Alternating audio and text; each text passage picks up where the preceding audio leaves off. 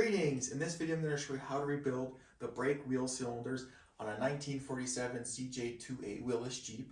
All of these parts are brought to you by CJ2A Make sure to use Jeep10 at discount code to get 10% off your next order. The same steps can be used to rebuild the front 1-inch wheel cylinder for the front of the Jeep, while the rear of the Jeep has a 3/4 inch wheel cylinder. Using the wheel cylinder repair kit 1 inch and the wheel cylinder bleeder, we're going to rebuild the wheel cylinder so it looks like a fully rebuilt cylinder.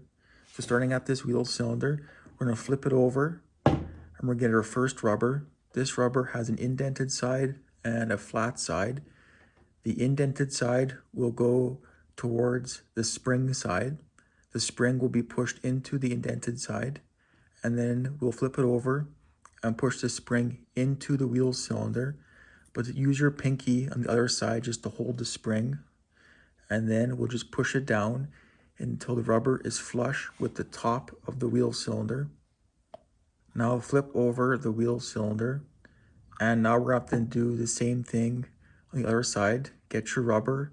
The indented side goes into the spring, so push it in, and we'll get the flat side flush with the top of the wheel cylinder.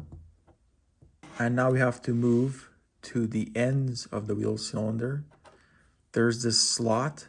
This slot is where the brake shoe will rest.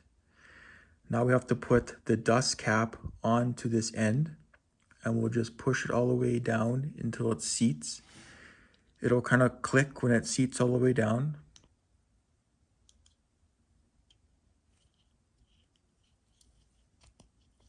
And there we go.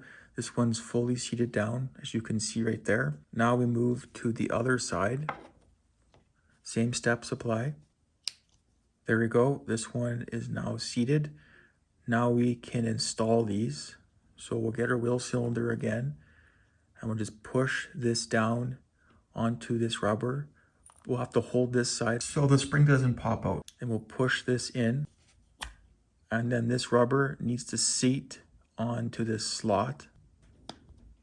This side is done. Now we can move to the other side. Same steps apply. Just push in the end of the wheel cylinder.